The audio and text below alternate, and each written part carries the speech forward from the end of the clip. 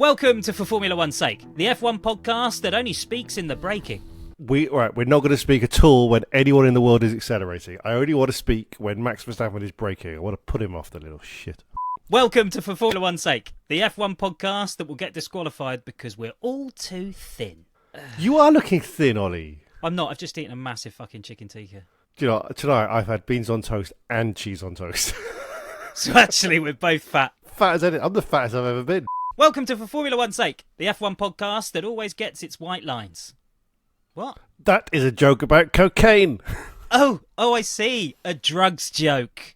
Welcome to For Formula One's Sake, the F1 podcast that finally scores a point because other people got disqualified. The best chance of us to get back on those iTunes charts is to make some serious allegations about other podcasts. Yes. Hit report. Welcome to For Formula One's Sake, the podcast F1 deserves. I'm Ollie Peart and I'm wearing a Stetson. Why, you ask? Because I'm here using technology to bring my voice into your ears to talk about the USGP in Texas at the Circuit of the Americas. That was alright, which is a bit cheeky really, seeing as though this year there are 6 races in the Americas. So why are you so special? Just because you paid for a giant flag? We will discuss sprint races, driver rumours, and of course, fucking planks of wood. That's all to come. Now, we recorded the whole podcast with Phill, but it transpired that the chair he was sat on was 2mm too thin, and he was disqualified. So joining me is a man who is ill. It's Terry Saunders. I've got a cold. Oh, okay. And do you know what? Post-pandemic, colds just aren't what they used to be. No one gives a shit anymore. No, that's true. Because everyone says, "Oh, have you got COVID? Have you got COVID?" And you say, "No, I've had a test. It's not COVID." And they're like, "Oh, shut the fuck up then." Do you remember back in 2019, if you had a cold, you'd get at least a bit of, "Oh, you're right." Yeah, none anyway, of that. I'm a bit snotty. Yeah, but most people don't. Well, a lot of people I know, they go, "No, it's not COVID." And I'd be like, "Well, have you taken a test?" "Nah, just no, it's not." You don't know. You haven't taken a test. What are you doing? And then even if you do test positive, no one cares anymore. I actually got a flashback to the pandemic this week because I was eating some food and I couldn't taste it, and I was suddenly like, "Oh shit, is that still?" And the thing is, with COVID, you've got to kind of keep abreast of what the symptoms are these days. Because I don't even know if losing your taste or smell is still a symptom. Yeah, was it prep? But I remember during the pandemic, I made a meal. I was sitting on my own in the flat. I made a meal. I sat down to taste it. Couldn't taste anything. Really freaked out because it was right at the start when it was like really scary. I don't know if I can get this. And then I went into the kitchen because I was panicking, and I opened like a jar of nutmeg, and I just like sniffed it deep because I was just like, "Fuck, I can't smell anything." And then I could really smell the nutmeg. And anyway, it turns out I'd cooked a really bland meal. You didn't have COVID. I just cooked without any taste. And you snorted some nutmeg. Just can't cook. Oh, Yeah. God. What a night. Yeah. No, actually, it turns out I'm fine. I'm just a shit cook. And then I was shitting nutmeg. Anyway, Ollie, what have you been up to? Hang on, should we explain that Phil's on holiday? Or he's not dead? Yeah, he's not dead. He's on holiday. So it makes the whole sort of rhythm of this quite difficult. So let's just say he's on holiday. Where is he? I think he told us last week, and I can't remember. I was about to ask. But in typical Phill fashion, he's just replied to our text saying, "Why do you want a voice note about the hotel?" Oh, but yeah, because I want to hear about. Because it's funny, Phill. Yes, I want to hear about his hotel. He did send a message saying obrigado. What country's that? Is that Portugal? Or That's Japan, isn't it? that's mushy. What's No, Ollie, they've got more than one word in Japanese. Oh, I'm fluent. Mushy. The rest of it is just squiggles. What's thank you in Japanese? I don't know. He's not in Japan. Konnichiwa. He's on a half-term holiday. He's gone away in half-term. I mean, come on, what's wrong with him? He's probably having a dreadful time. Let's hope so. Just drinking some slightly warm foreign lager that's really gassy, so he's just going to fart loads. Have a great time, Phill. Well, you know, the Japanese have a word for that. It's moshi. Moshi. What have I been up to? Anyway, Ollie, what have you been up to, Ollie? I also realised... Okay, so yes. For listeners, we don't normally have just the two of us doing a podcast. No. And it's only in these moments that I realise just quite how much I normally zone out and just wait for Phill to say something, and then I'll be like, "Oh shit, yeah, I'm doing a podcast." I am like, this is hard. This is like hard for me to concentrate. He is quite an integral part of it, isn't he? Because I feel like he should be chipping in about now so I can have a sip of my coffee, but he he isn't I know. here. I've got a bottle of drink here. I don't think I can have it. No. Anyway, Well, we'll muddle through. We'll carry on. Well, I'll tell you, my dog's dying. There you go. There's what I've been up to. Been trying to sort of like deal with that situation. It's horrible, isn't it? Have you ever had a pet that's died? I've had a pet that died. I've had several pets. Basically all my pets have died. I've outlived all of them apart from my current one, because animals don't tend to live that long in the grand scheme of things. I've had. I mean, how long you had this dog for? 14 years. That's a long time. So, hang on. How old were you when you had him? Oh my god. Well, what am I? I'm 30, almost 38 now. So what's that? Oh, come on, you do it. 20. What's 24. That? 24. I was 24. Buying a dog at 24 is irresponsible, isn't it?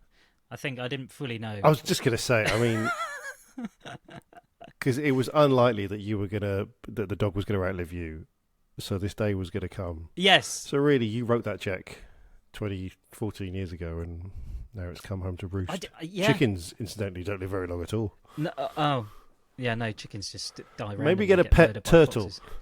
I don't know if I'm gonna. I don't know if other dog owners have this, but I mean, he's still alive and he's still fine. But basically, on Friday, I got told by the vet, look, he's gonna, die because he's got cancer and he doesn't have all that long left, and he's fine. It's quite sad. But you do start to sort of run around in your head. You're kind of just like, well, do I get another dog? And then immediately feel guilty for even thinking that. So all I really want to do is feed him steak and chips just until he can't go on anymore. Yeah, just make him go have a heart attack first. Yeah. He's actually got a heart problem, so that would probably happen quite quickly.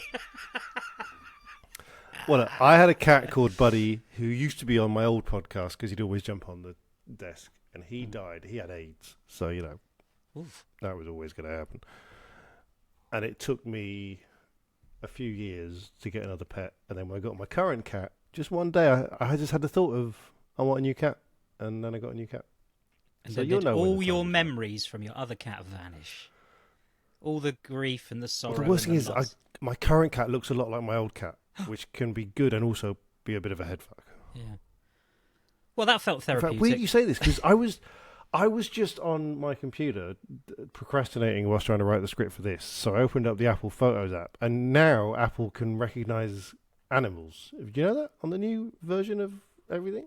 Well, I don't have an Apple phone. So you know when you get on the computer as well, but like it will kind of say, "Is this all the same animal?" And it's all the pictures of this one animal.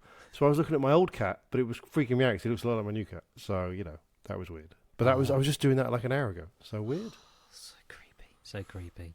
But it is sad. Anyway, I feel better now having spoken to you about it. Here comes Listener's Corner, which is delineated by white lines and the risk of a 5-second penalty. Tim Renler says, you guys are a shining example of why being efficient is overrated.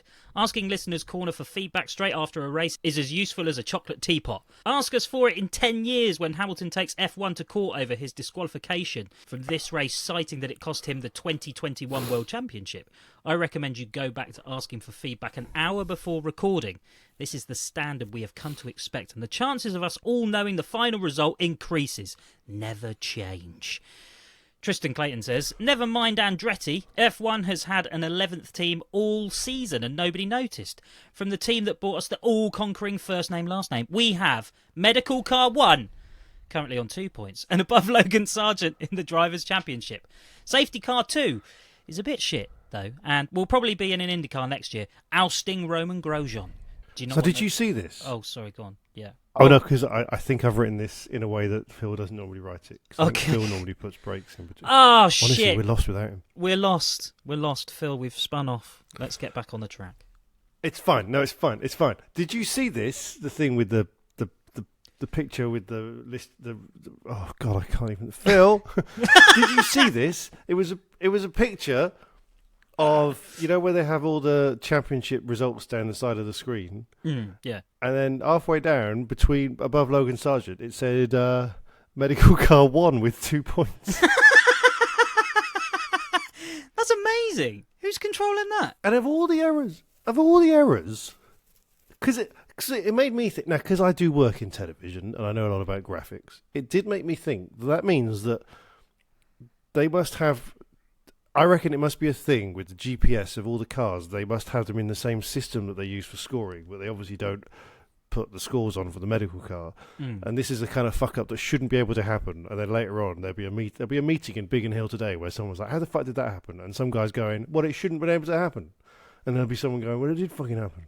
Oh, I'd love to be a fly on that wall. Don't, because then the fly will be in the championship. How is this fly? This fly's ahead of Perez. He's got 10 points. Dixon Cox says, so many people booing Greg Abbott on the podium. Somebody should stand up for him. I thought Greg Abbott was the Australian Prime Minister. I thought he was a comedian from the 90s, but that's Russ Abbott, and I don't know who Greg Abbott is. Proops. Should we find out who Greg Abbott is? Yeah, who's Greg Abbott? Should we know? He's an American politician, and he's the 48th governor of Texas. Oh, boo! Boo! Yeah, anyone in politics, just boo them. Anyway, they weren't booing him, they were booing Max Verstappen. Oh, well, that's... Or that's both, because they're both in favour of the death penalty.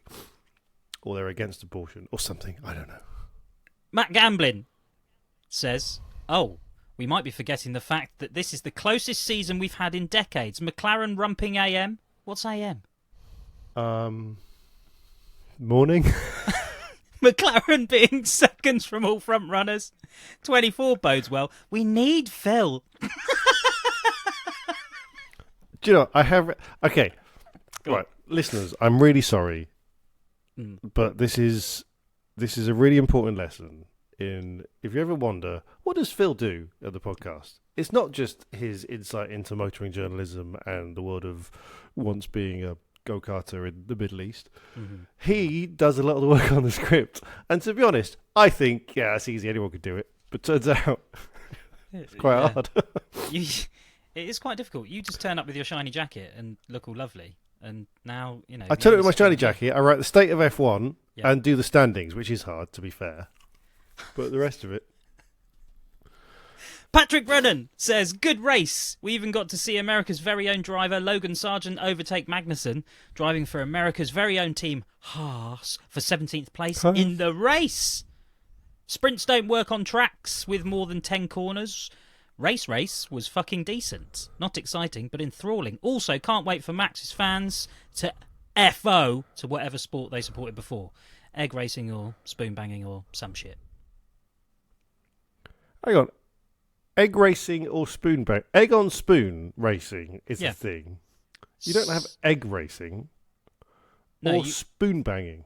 No, you play the spoons and you do an egg and spoon race. But not competitively. I don't think anyone's competitively playing the spoons, are they? Terry, do you know what I saw on the internet the other day? I don't want to know.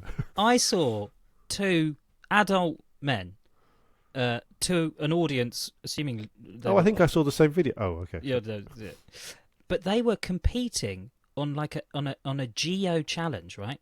So they had a photograph, like a street view photograph, and they had to guess where they were in the world, and there were people watching it, and they were competing to see who could guess it the fastest.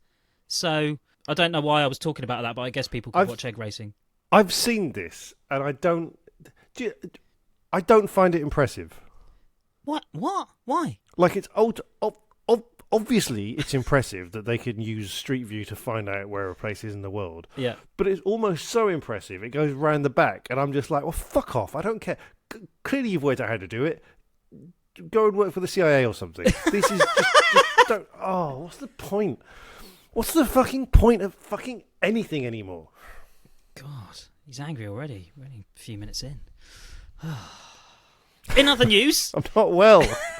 In other news, it's International Plank Appreciation Day today, with news breaking last night that both Lewis Hamilton and Charles Leclerc were disqualified from the race after wearing too much of their plank away. What does this mean? It means... Well, the weird thing about it, and I've had to check this is true, so after every race, randomly some cars are checked for illegalities, you know. Have they put an extra wheel on? Have they painted it an illegal colour? Is there any political slogans or whatever it is? And one of the things they check is the plank of wood underneath the car. If it's worn too much away, the car is instantly disqualified, right? Fair enough, slam dunk, that's what's happened. Charles Leclerc, Lewis Hamilton, both disqualified. absolute bang to rights. I have no complaint over this. Okay. But then it turns out that the reason that their plank was worn away is because it was a weird sprint weekend and there wasn't much setup time and they only had like an hour of practice, and so they didn't quite get their setups right. And you think, okay, well, fair enough, but only 2 of you got it wrong, so you deserve to be disqualified. It then transpires that they checked only 4 cars randomly at the end of the race, 2 of which were illegal, and then they went, should we check the rest of the cars? Nah, that's like too much fucking effort, isn't it? So there's a high chance that a lot of the other cars also had skinny planks, but we're not going to know because now they've all gone back to their garages and they've added some polyfiller or whatever they do. So it just feels like a stupid outcome. At the American Grand Prix as well, because you remember 2005 with the Indianapolis Grand Prix where only 6 cars started because the tyres were dodgy. And then it took like 15, 20 years for like Formula 1 to get back into America because Americans rightly went, well, this is shit. And then we come back to America. We have this year where there's 3 American Grand Prix, and then one of them we go, oh, we're just going to disqualify Lewis Hamilton because why? What did you do wrong? Oh, there's like a little bit of wood off the bottom of his car. What? it is so weird, and it's such like a I don't know, it's a primitive way of doing things as well. Like, what? Surely, with the number of sensors and all this, all the other, I'm going to sound like a dad, the other gizmos that they have on an F1 car, you would have thought it could just like beep or something if it wears away too much, and they're like, oh yeah, well he's disqualified then, he's gone, beep. Yeah. Oh, it's done. Why do you need a plank of wood? What do they do? What, lift it up and have a look? Ooh, that looks a bit thin. They lift it up and they have a look. Yeah, that's exactly what they do. It is actually mental. It's crazy. Ridiculous. It is. We should fix it. Tell us how wrong we are. You can tweet us at For F1's Sake, or find us on Facebook where we're For F1's Sake, or email us wrong@ff1s.com, where you can also leave us a team review. Just email a voice note to wrong@ff1s.com. Alternatively, if you think we're right, then why not buy us a beer and support the making of this podcast? That's what these fine people have done for us since the last episode. They are Gabriel Rosencotter, Jade Estabillo, Jason R. Bradley, Thanks. David Findley, Bryce Davis, Thanks. Andrew Cunningham, Thanks. Jenny and Ralph Thanks. Brynard. Thanks. Join them. Thanks. Join them all. Head to ff1s.com/pint.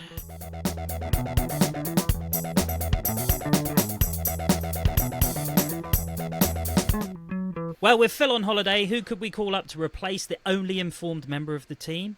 Why? How about one of our own team correspondents? So please, a round of applause for our most consistent contributor this season, someone who knows how to email a voice note. It's Dawn Janáček.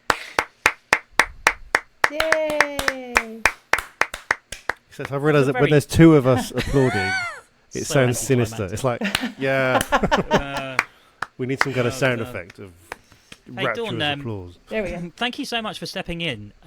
Most importantly, because you were at the Grand Prix this weekend, can you just tell us how it was and what you've been up to? It was quite hot. That's one thing we do here in Texas. We do hot. But it was wonderful. Absolutely wonderful. We have to wear large, all-encompassing coveralls that make it hotter. And then we put a helmet on, and that's hotter. And we drink a lot of water. And watch cars go by really, really quickly.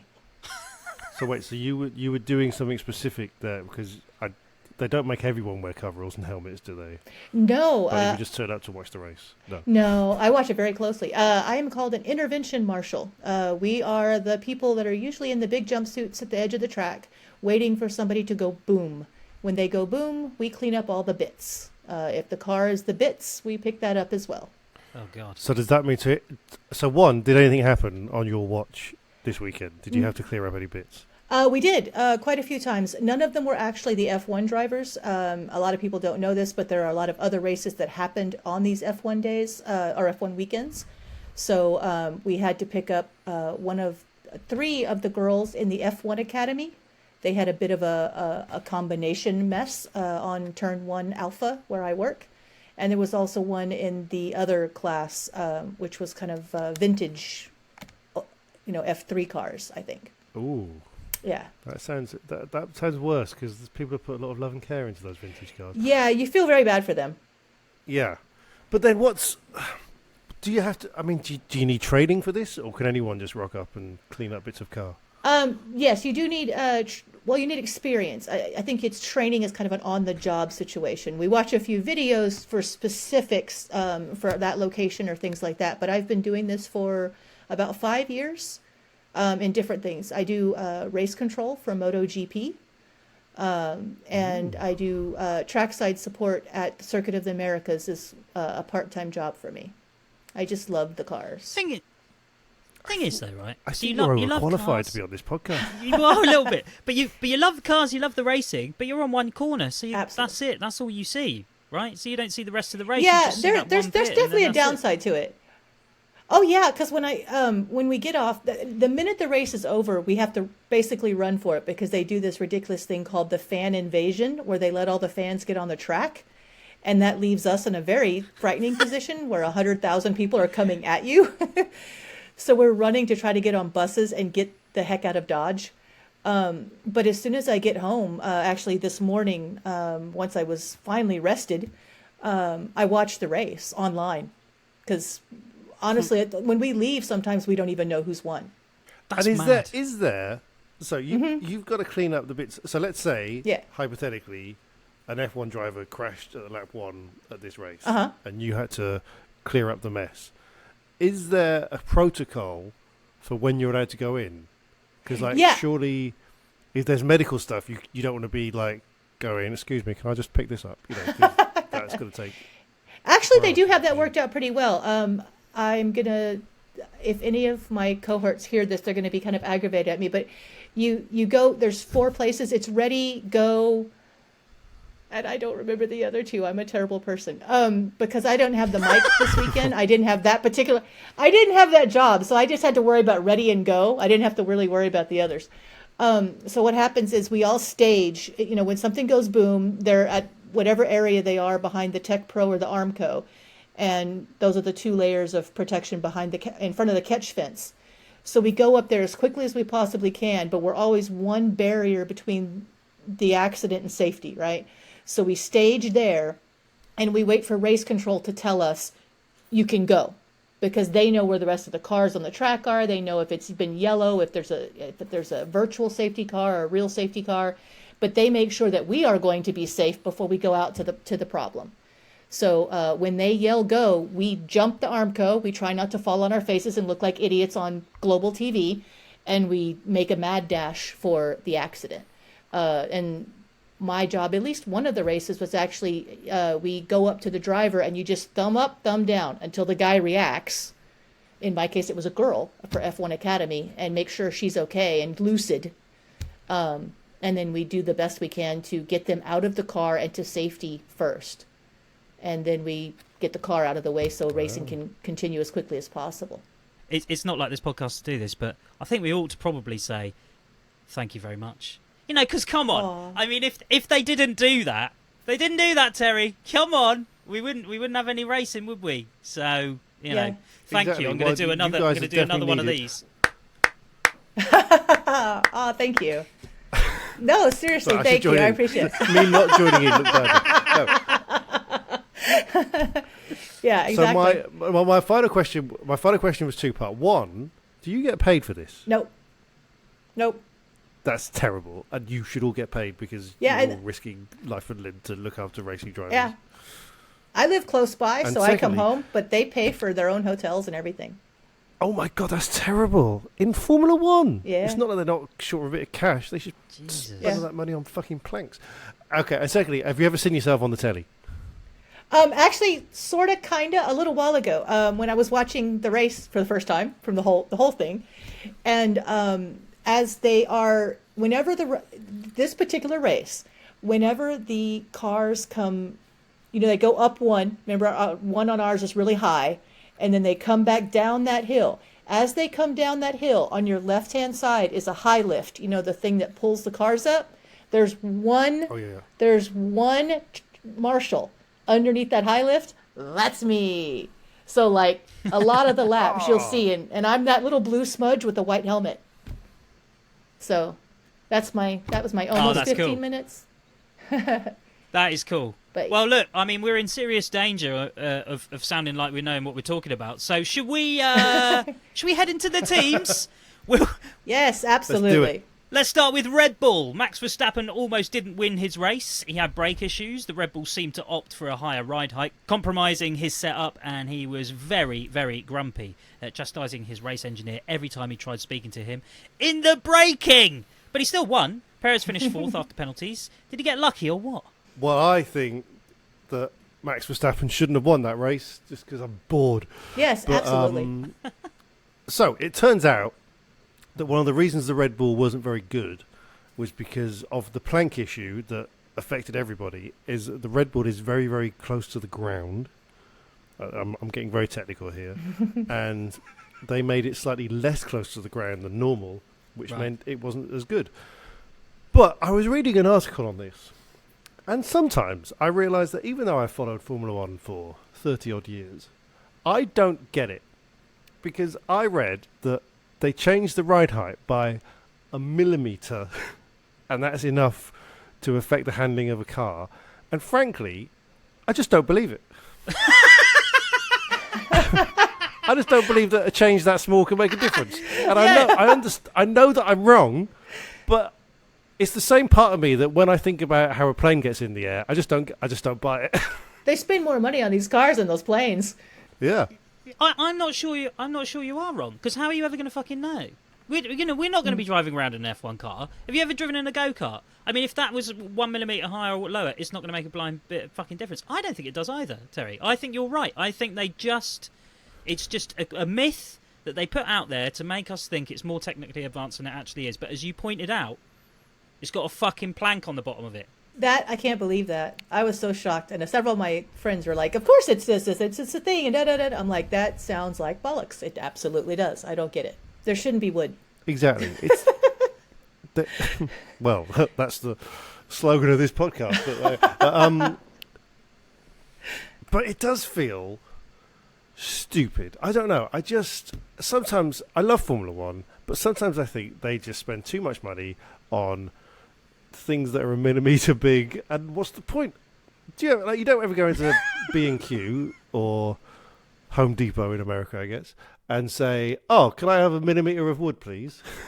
No, but unless you're doing veneer, then actually you would, wouldn't you? Yeah. There isn't another area of life where actually people are like that, and it's like really nerdy hikers or climbers.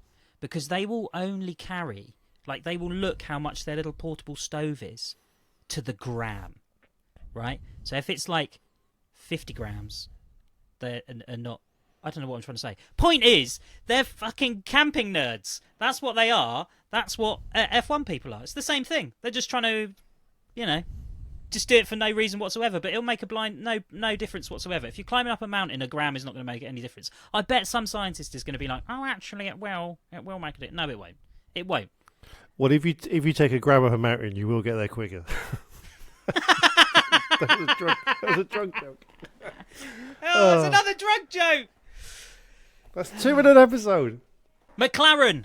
Lando Norris says that McLaren's best chance of a 2023 win is behind them. Presumably, he means the sprint race that Piastri won. Lando led the race early doors, but soon shuffled into a natural order behind the Mercedes. Piastri had a clash with Ocon on the first lap that ultimately scuppered his chances. Was he at fault? So did you see the crash, Dawn? Did you see the start where you were? Could you not see it? Oh, because you're behind the hill. So they're all down the hill. Yeah. Is that scary? When they go... It is. I spend that whole time with one shoulder kind of at the gate, ready to run. Because I mean, if they come at me, you got to get out of there, and I have to get around the high lift. So I am prepping to evacuate quickly. You're not behind something. Ooh. I'm behind a bit of catch fence and a bit of Armco, but we've seen Joe and stuff like that. Sure, yeah. Flip the thing. They'll throw stuff through this. Yeah, they'll throw it straight through this fence. So, ugh. But always ready to run.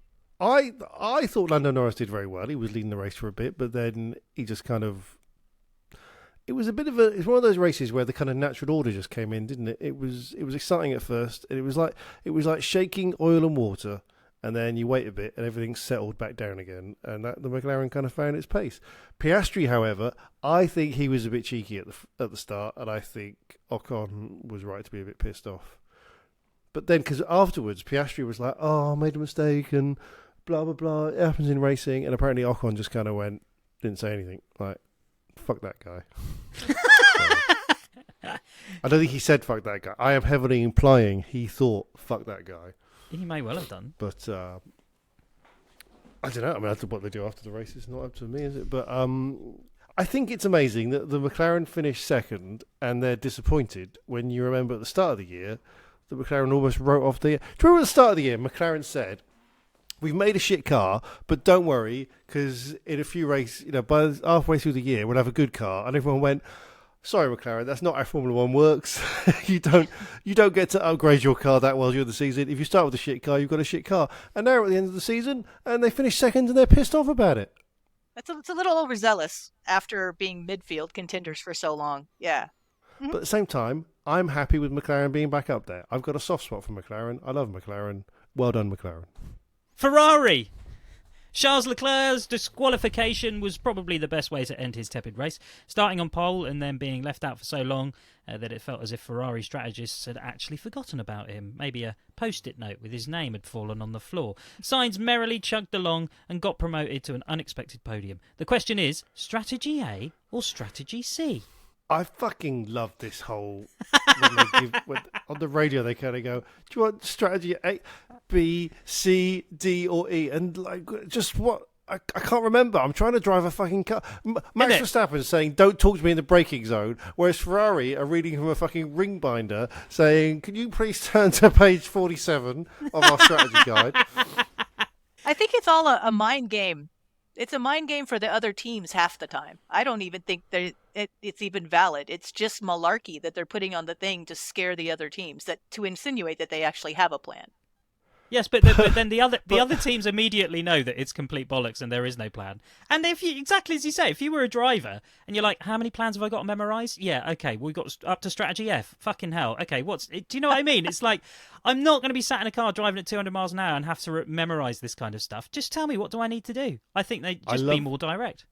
I love the idea of Ferrari in the race thinking, "Yep, we got one over on the opposition there. They thought we had 4 strategies." Oh, they can screw it up in 2 strategies or less, I'm sure. Oh, I mean, that whole thing with Leclerc being left out, it was just... Because, again, this has been my recurring feature of this year, is imagining how I would be doing any of these jobs. And, Dawn, for instance, doing your job, I would be shit at. I'm very happy to state that I would be totally shit at your job. I would run away at the slightest sign of an F1 car being near 100 feet of me. And I think if... I've had this happen before. Someone fainted in front of me at a festival. Oh, God. And everyone kind of gathered round to try and help. And I just kind of went, "Oh, fuck, someone's fainted. I better stand back." And I think that's the kind of marshal I'd be. I'd be there going, "Oh, shit, there's an accident. Whew, I better not get in the way." Yeah. And I also think if I was terrible attitude to have, though. That's actually can be very helpful. Well, there you go. In There you some go. way. I will... Yeah. Surely not as a marshal, volunteer. though. Surely as a No, in marshal, some you're cases... like, "Muck in, come on." No, actually, sometimes we need someone who stands back a bit and looks for oncoming traffic. Like, while we do I'd be our shit at jobs, that you too. stare the other direction. "Oh, I'm trying, man. I'm really trying here. Come on, work with No, me." I would see oncoming traffic, and then I would see the oncoming traffic, and I'd be like, "I feel I should probably say something, but I'll just watch." Should I say something now? Yeah. Is there enough traffic for me to blow the whistle? I don't want to. I mean, I don't want to walk away from this and people think that I was like overzealous. That would be the worst. But no, if I was in the Ferrari strategy, I think I would be the guy that would just be like, they'd be like, "You're dealing with Charles Leclerc, aren't you?" And I'd be like, "Oh fuck! I knew there was something I had to do." box. Mercedes! The curse of FF1S has struck again. Just as we confidently predicted that Lewis Hamilton was past it, he went ahead and put in a blistering drive and nearly won the race. And then got disqualified, proving we might have been right after all. Mercedes effed up their strategy in a slight Ferrari style and then did a slow pit stop, which meant that really Lewis could have won the race, aside from his skinny plank. Should he have? Won? I mean, yes. It would have made He things should've- fun. He should have. I mean, this was always the Mercedes problem. If you remember in the Hamilton-Rosberg era, they would often make silly little strategy errors, but they were so far ahead because of their engine advantage that they would still win the race. And I think this was just a team being sloppy. So, yes, they got disqualified because of the plank, but regardless of that, the team fucked up yesterday. The team, and they're fucking up today. But yesterday, they fucked up, and he should have won the race, and it wasn't his fault. And it's weird because there's like a kind of meme of Lewis Hamilton being like, he's whining. Even I was on Twitter joking about, he's going to moan about his tyres soon, and he changes tyres, and he's like, why'd you pick me now? But at the same time, he's one of the best drivers in the world, and they gave him too much to do, and he nearly did it, but he didn't. What about George? Oh yeah, he was in the race too, wasn't he? No, what about George? Let's talk about George, because you know how much I hate George. He was shit this weekend. Apparently he doesn't like this track, but that shouldn't be an excuse, should it? Oh, dums. But at the same time, I think this year's been really interesting for Mercedes, because Lewis Hamilton, I just get the feeling he's not been trying that hard because he can't win, which is not the attitude you should have. Kids, if you're listening, you should always try hard, because look at Alonso. But I think give Hamilton a sniff. He's got like another 20% in his pocket, whereas George has been at 105% all year, and Lewis is just. I feel like there's a tail. It's not a hair in the tortoise, but let's say it is. But George Russell's been going full pelt all year, and now, right at the end, Lewis Hamilton has woken up and he's won the race. That's how that story went, isn't it? Yeah. I never really bought into the Russell hoopla. I never really thought he was going places. When they brought him in, I was kind of surprised by it. Yeah, and he's very unlikable. Yeah. You really don't like him, not properly. Look, you make that sound as if I'm in the wrong, but I'm right. He's very unlikable. No, I mean, look, it's fine. I think it's okay to have those feelings towards George Russell. I totally understand it, particularly the way that he kind of just presents himself generally. Anything else to say on Mercedes? Anything you want to add? No, I'm good. No? Dawn? No, nothing sticks out about them. Nothing caught my fancy with them this weekend at all. They didn't do anything particularly fun. Lewis did the best that he could, given the circumstances. I think that they didn't take care of him as well as they could. Like you were saying, that he could have won if he had the support at the right time. But I don't believe that they supported him in the way that they needed to. And I just don't care about Russell. Nice.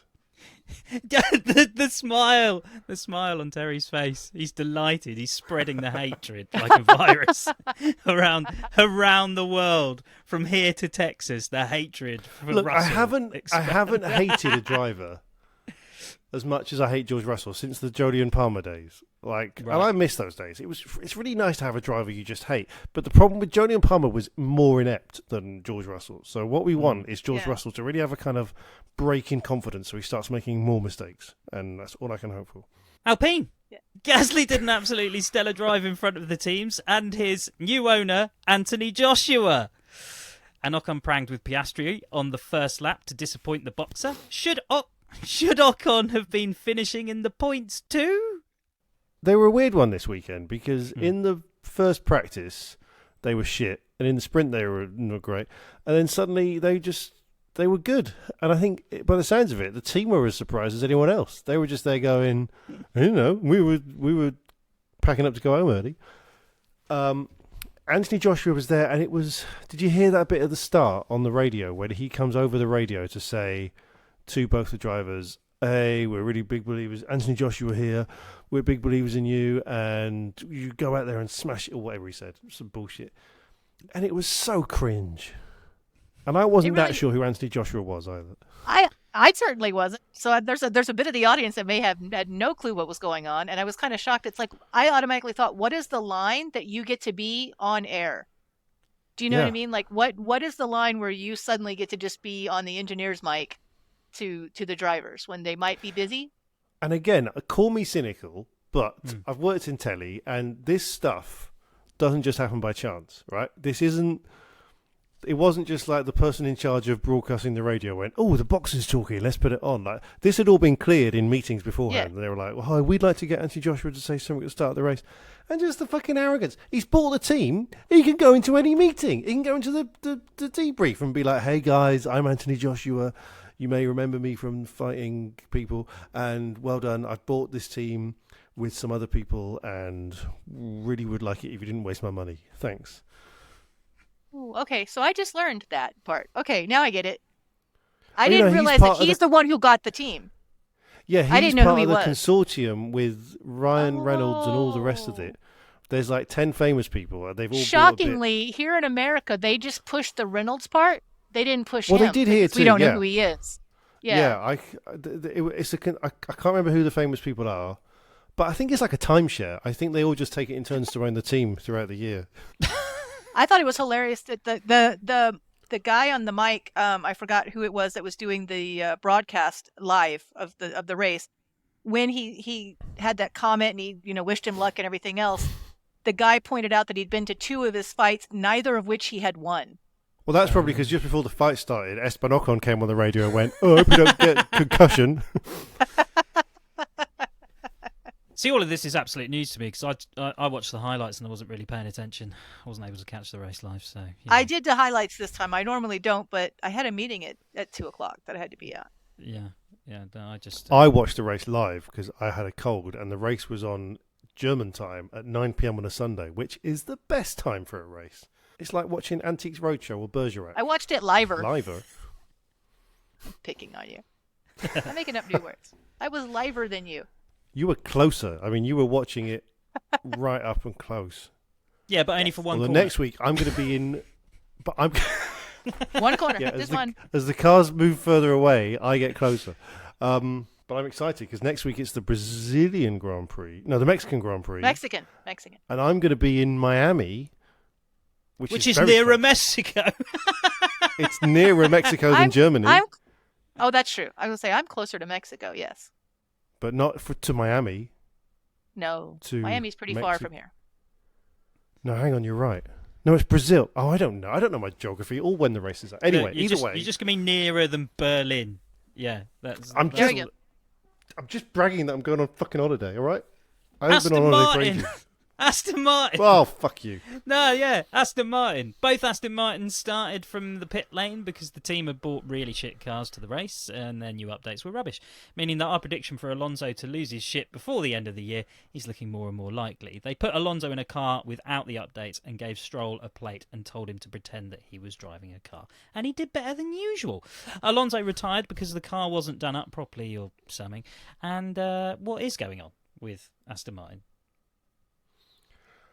I don't know. Well, I do know. They copied the Red Bull at the start of the year.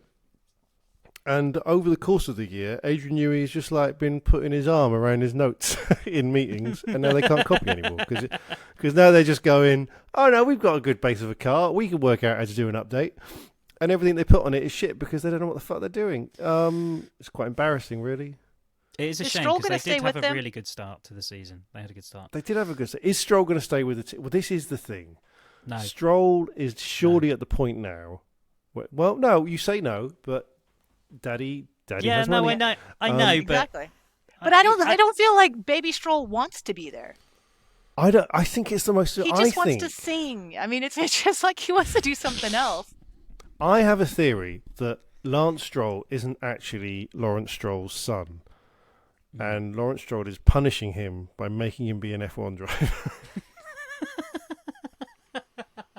I think it's just a standard. He wanted to do better, and so he's forcing his kid to do it. I mean, what you're insinuating, actually, Dawn, is that Stroll wanted a career in music and just wanted to get his dad's like, "No, get in the F1 car, get in, drive now," and he just doesn't want it. He's like, "No, Dad, I want to play the guitar and tour the world." No, because remember, Stroll broke his wrists at the start of this season. So now I'm wondering, was that him doing a protest, saying, "I don't want to drive, I'm going to break my own wrists," or was that his dad saying, "You won't be a fucking guitarist with these fucking wrists"? I'm going to drive a car. Oh, shit. Smashed him with a hammer. You need the wrist for the car. So I don't know. Maybe. Anyway, maybe. I can't hate Lance Stroll anymore. I don't know. I'm starting to feel sorry for him. I really am. He's begrudgingly got my respect. Mm-hmm. Well, I think he's done really well in several races. He really did. Yeah. He just lost a lot of love in the last race. That was all, because he was shoving people about and throwing around his steering wheel and all that kind of stuff. And I think Oh people God, I just forgot about that. Yeah, he's alright. Yeah. Yeah, exactly. And I think beep. And I think yeah, people just sort of thought, oh, what an obnoxious little prick. You know, why should we support him? But I think you're right. I got nothing against him. He's kind of just having a bit of a rough time. That's all. I mean, but. Maybe he will be back. If like you say, Dad's in control. Dad controls the money, so why not? Yeah. He just looks so sad and broken. I feel bad for him. Me too. Poor guy.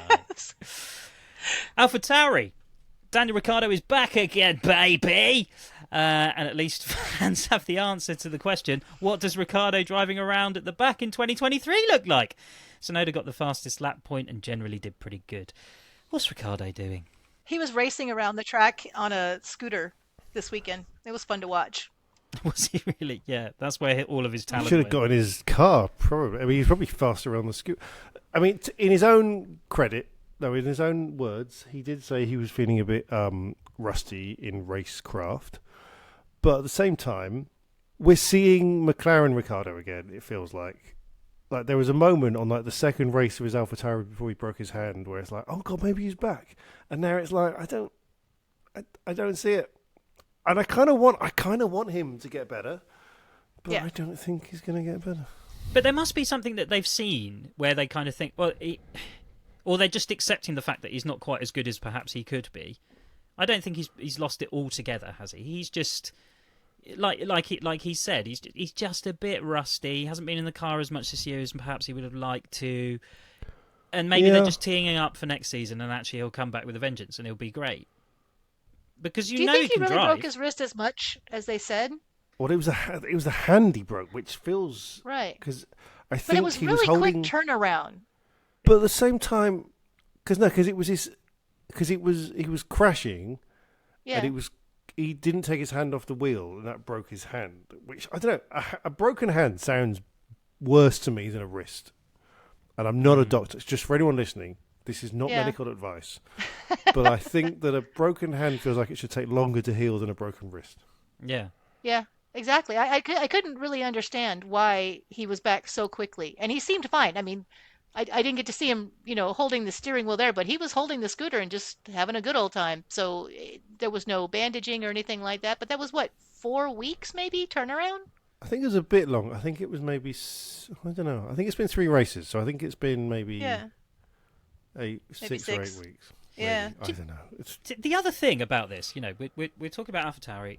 We always, just sort of naturally veer towards Daniel Ricciardo and talking about him. We never talk about Tsunoda, ever.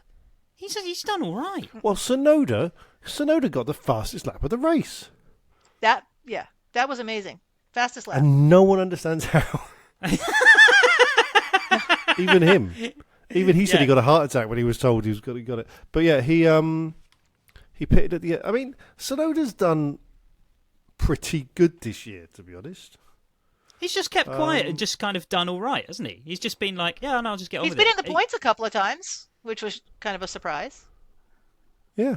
Yeah. I mean, he's done well, but today, Alpha, because he got promoted above because of the disqualifications, he doubled AlphaTauri's year points this week. And that doesn't make sense, did it? He got more points yesterday than AlphaTauri have got all season.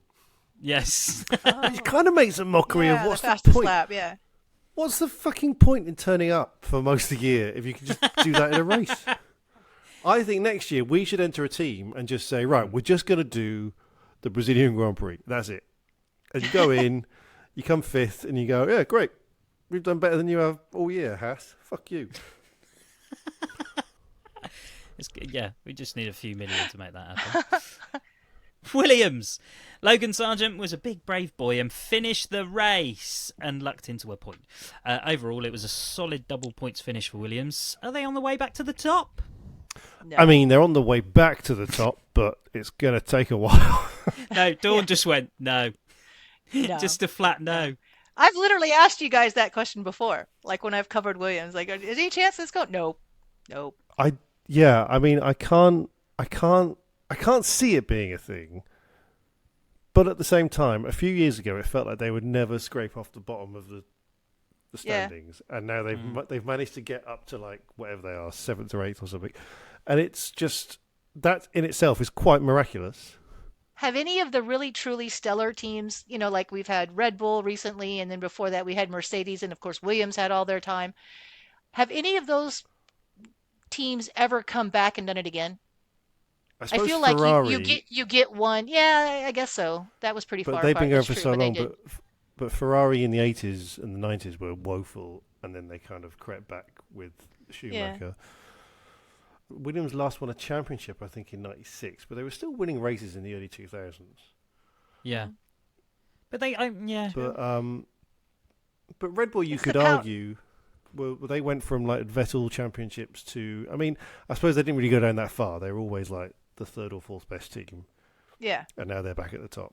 I don't think anyone's been as low down as Williams has and come back, because normally they go out of business. But then again, right. Williams lost everything internally, so is it even the same Williams team? I don't think it is. I think it's as much as some of our other teams are still Force India. It's not the same team anymore. It's just branding at this point. Yeah, I don't disagree. But I hope they do well, and I like Alexander. Alfa Romeo, they both started 12th and 13th and both finished 13th and 12th. Next. Honestly, there was a moment in the race. Oh, you actually want to say something? Oh, okay. Actually, no, I don't. I actually don't. Take that back. No, go on. I don't care. No, it's fine. Go on. No, there was a moment in the race where I saw an Alfa Romeo and I went, "What car's that?" That was what I was going to say. I didn't recognise the car. That's amazing. I will give them credit that their wine-colored red is very pretty. Seeing it go by wait a minute. This is the thing. I haven't seen any of these cars. So, in the flesh, which car looks best? Not on Teddy, but in the real cold light of the Texan sun, which car? There's opinion. I really like the red of Alfa Romeo. I remember just noticing that and thinking that's just a really beautiful color. I would buy a car in that color. The Ferrari red is kind of blah. I don't really like it. I will have to very begrudgingly give Red Bull credit that they put the stars and stripes, but because of the way they did it, it looks specifically like Circuit of the Americas, not necessarily the American flag. So everybody local loved that because it looked like our track, because we have the like my stuff, they're done a certain way. And so that's what it looks like on their car. But what are they gonna do for Vegas then? Are they just going to have it on a big ball? That's what I was wondering, because they were implying that it was the American flag. Yeah. And maybe if you take the cover Miami off, as well. U2 on the inside. Yeah. So Miami, they do like Alpine colors because that's But I don't know what they're gonna do. But yeah, I think the Alfa Romeo is really, really pretty. The Alpine colors are a bit tack. Okay, this is interesting. I'd never given the Alfa Romeo much opinion, so I'm going to look more closely at the car next time. Yeah. Just look at the back. The Duracell one. Who's the Duracell one? That one looks. Or in case I said that word, that one looks absolutely atrocious. It looks stupid. Sorry. It's got the Duracell battery on the intake thing. Yeah. Yes, I know. Have you seen that one? Oh, it looks so dumb. You look at that, Terry, and just go, "That is brilliant. That's brilliant marketing. That is." I mean, it looks just like. No, I've heard it. It's funny you mention that, because I've heard people talking about it all year, but I don't feel I've ever noticed it. And there was just one bit watching the qualifying where they were in the car in the pits, and I saw it properly for the first time, and it was just it feels like a good idea on paper. It was always very easy to see the Duracell one and know that at least that lap was done. Oh, that's what I used it for. Just a lap opposite of the Duracell. Oh, he's still going. Yeah. Well, we got about 1 minute till we got to get up here again. All right.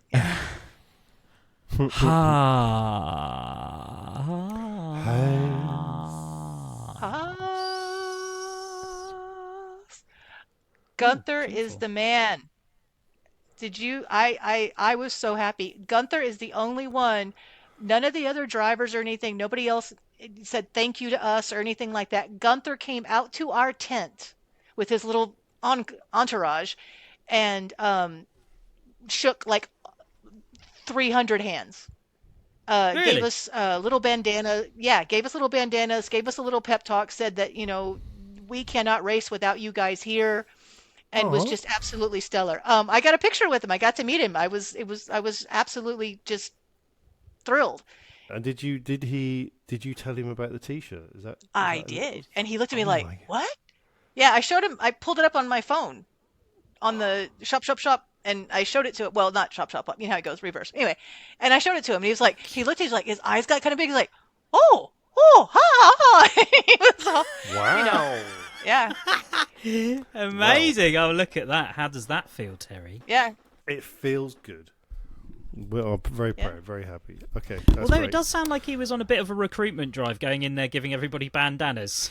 We need you to fight. Can any of you drive a car better than Kevin Magnussen? Join. We were thinking it was more of don't report us for track violations. Yeah. But you don't report the track violations, do you? It's not the guys that work with us do. We're on the interventionists, but the flag marshals we're all together.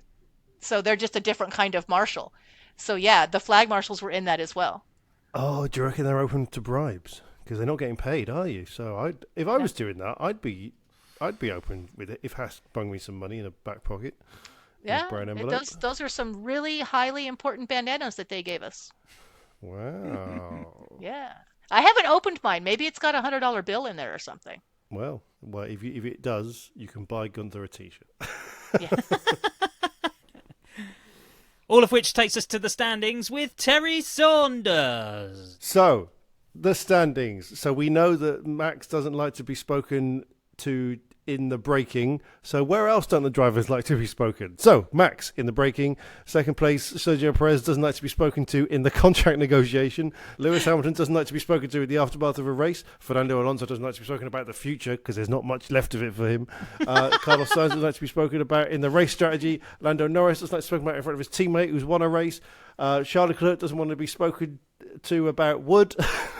George Russell doesn't want to be spoken to ever again because he's a Oscar Piastri doesn't like being spoken to behind a bathroom door because he gets very angry. Pierre Gasly doesn't like to be spoken to about his girlfriend. I'm doing that joke still. Lance Stroll doesn't want to be talked about while he's wanking because his wrists haven't healed properly. Esteban Ocon also about the girlfriend. Alexander Albon doesn't want to be spoken to in front of his mum. Valtteri Bottas doesn't want to be spoken to again. Nico Hulkenberg while sucking his balls. Yuki Tsunoda doesn't want to be spoken to because he's too fast.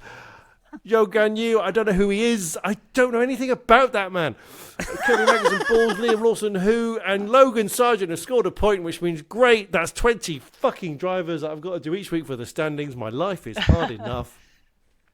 And then for the constructors, I remembered that and now, Dawn, I apologise in advance because I'm going to be using mainly very 80s British pop culture references here, but there was a villain in the cartoon Super Ted called Texas Pete. Do you remember that one? I do remember Super Ted. I do, but I was a little bit too young for that, but my brother was a big Super Ted fan. But I know what you're talking about. All of our bad guys are British, so it's fine. Okay, so Yeah, I thought if the teams were bad guys in mainly 80s British cartoons, who would they be? Oh, this is great. So Red Bull would be Texas Pete. Mercedes would be General Blight, which was Banana Man, I think. Ferrari would be Skeletor, that's He-Man. Yeah, McLaren would be No Heart, which was the bad Care Bear that didn't Care Bear. There was an evil Care Bear. Oh, He was called No Heart. Didn't give a shit. No Heart would just shit with the door open and just like stare at you, going, "What?" Oh, that's amazing. Baron Silas von Greenback would be Aston Martin. Now he was obviously the villain in Danger Mouse. Obviously. So there you go. Yep. Alpine would be Roberto Rastapaloopas, which was the villain in Tintin. Williams' villain was Frank Williams for grinding the team into dust. Alfa Romeo is Mumra. Haas is Mike Batt and or the concept of rubbish, which is the enemy of the Wombles. And AlphaTauri is Fingermouse. finger I mouse worry wasn't about evil. all of you now hearing these cartoons.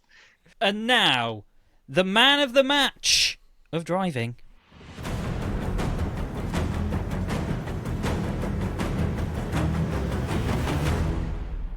Lando Norris. Lewis Hamilton. Lord Sir Lewis Hamilton. Yeah.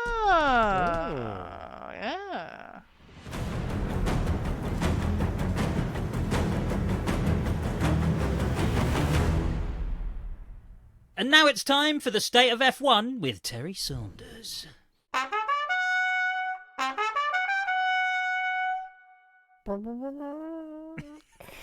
couldn't resist. If you're under the age of 40, you might be forgiven for thinking that the three fundamental tenets of F1 are that each team must build its own car, drivers compete for a world championship, and every car must have a plank of wood bolted to the bottom of it. Well, believe it or not, the plank of wood doesn't date from some kind of Fangio escapade when all the cars were made of wood, but 1994 and the death of Ayrton Senna. Some of the new measures brought in after that fateful San Marino Grand Prix were in an attempt to slow down the cars. They included putting chicanes fucking everywhere, the reduction in the size of front wing end plates and diffusers, and a giant plank of wood bolted to the bottom of the car. I was 14 at the time, and you do the maths, and even I, way before podcasts were a thing, thought it was silly that this high-tech sport was reduced to bolting a plank of wood to the bottom of the car. But it disrupted the airflow and slowed the car down. But obviously this was a temporary measure. It's now 2023, and Joe Biden is president, and F1 cars 29 iterations later are still mandated to have a, you guessed it, plank of wood bolted to the bottom of the fucking car. Why? Nobody fucking knows. I can go years forgetting they're still there, because obviously it's stupid, and then every now and again, like this weekend, we're reminded that F1 cars have planks of wood bolted to the bottom of them, and everyone's just fine with that. Fucking wood? But don't worry, I have a solution. The solution is, take the fucking wood off the fucking car. It's stupid. Wait, I got this far in writing this before deciding to Google it, and it turns out it hasn't been wood since the 90s, and is instead a, quote, light, strong, and non-flammable fiberglass called permaglass. Permaglass? Somehow this has made me more angry. Permaglass that wears down is not very fucking permanent, is it? Jesus Christ, take it off the fucking car.